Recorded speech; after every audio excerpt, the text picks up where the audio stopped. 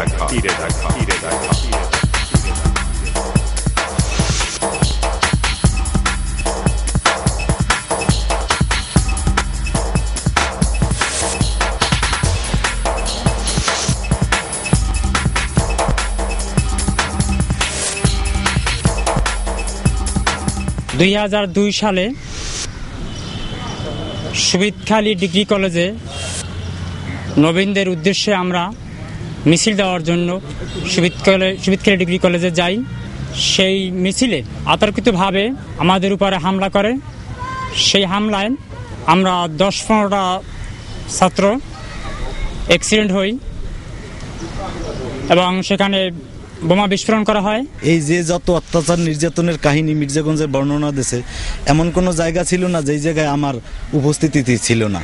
এই যে কলেজের গন্ডগোল, ওখানেও আমি অ্যাসাল্ট হয়েছি সবচেয়ে বেশি, এবং আমাদের ছাত্রলীগের বর্তমান প্রেসিডেন্ট ওনার মাথা ফাটছে, সাথে সাথে আমরাও অ্যাসাল্ট হয়েছি। আমি ওই কেসের 3 নম্বর আসামি। এরপরে আমরা যখন অ্যাক্সিডেন্ট হওয়ার পর সুবিদখালী হাসপাতালে আসি, তখন আমাদের হাসপাতালেও চিকিৎসা নিতে পারতেছি না, সেখানেও তারা আক্রমণ করে।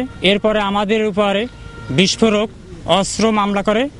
আমরা হাসপাতালে আমার সাবেক ছাত্রলীগের আহ্বায়ক, আমি তখন ছাত্রলীগের সিনিয়র যুগ্ম আহ্বায়ক, তাকে অ্যারেস্ট করে চিকিৎসাধীন অবস্থানে।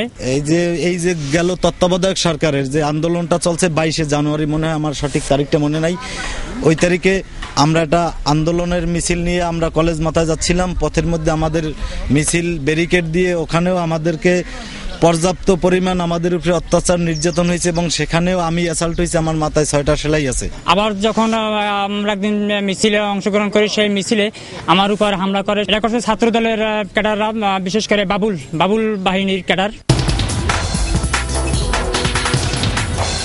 2001 সালে ইলেকশনের দিন আমার মায়ের ধৈর্য করছে অস্বাভাবিকভাবে, করার কিছু কোপ এখন আমার হাতে আছে। এই একটাই, এই মাইরের পর আমারে ওইখানের এক লোক, ওই একটা দোকান ছিল, ওই দোকানের ভিতরে ও আটকাইয়া আমার রাখার পর ওই দোকানটা একটা ভাঙিয়ে ফেলায়, ওই টান দিয়ে ঝাপ টাপ এগুলো সব হিটিয়ে ফেলাবার পর ওইখান থেকে আমার উদ্ধার করে আমার এক ভাই, 2 ভাই, আমার আরও 2টা ভাই আছে, হ্যাঁ আমার উদ্ধার করিয়া ওখান থেকে আমার বাড়ি নাই। আমরা 2 বন্ধু নিত্যচন্দ্র দেবনাথ হোটেলে বসছিলাম একটা চা খাওয়ার জন্য। অতর্কিতভাবে 15টা লোক আমাদের আক্রমণ করে, তখন রড এবং টেবিলের গ্লাস দিয়ে আমাদের আক্রমণ করে। আমি এক ফাঁকে ওইখান থেকে আমাকে কিছু লোক সাহায্য করে আমি পালিয়ে যাই।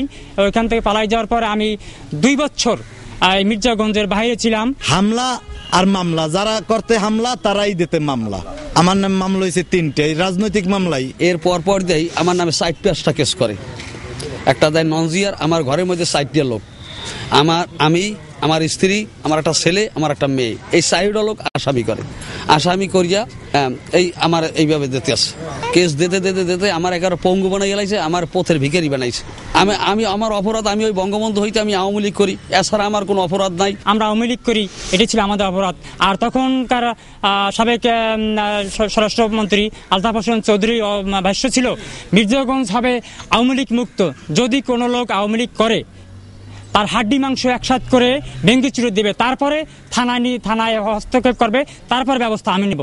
না, মামলা তো ভালো, ঘরে গুনি তো আমার 2-3 বছরের মধ্যে বাইরে দিতে নাই, আমি কোনো বাজারও করতে পারি না। বাজার আমি অন্য মানুষদের করাইতে আমার খাইতে হয়েছে। মামলা তো দূরের কথা, আমরা এলাকায় থাকার মতো আমাদের কোনো অবস্থান ছিল না যে মামলা যে করব।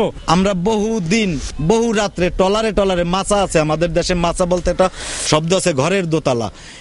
কিছু লোক আনছি যারা 3 মাস ওই জায়গায় আবদ্ধ ছিল। হ্যাঁ, পেট ব্যথা আছে আমার এই পিঠে, আমি কতক্ষণ বই থাকতে পারি না, হলে আমার শ্বাস করতে পারি না, শ্বাস দম আটকে আয়। এই যে পিঠে আমার উঠতে পারাইছে এবং লাথি দিচ্ছে, পিঠে সব লাথি। আমার এই মেরুদণ্ডে আমি ভারী একটা বোঝা মাথায় লইতে পারি না। আমরা এই দল ক্ষমতায় যাওয়ার পর ইচ্ছে করলে অনেক কিছু করতে পারতাম, কিন্তু এই দেশের জনগণ সবসময় আওয়ামী লীগকে ভালোবাসে এবং আওয়ামী লীগকে ভোট দেয়, যার কারণে আমরা এই অত্যাচার নির্যাতনগুলো আমরা করতে পারতেছি না।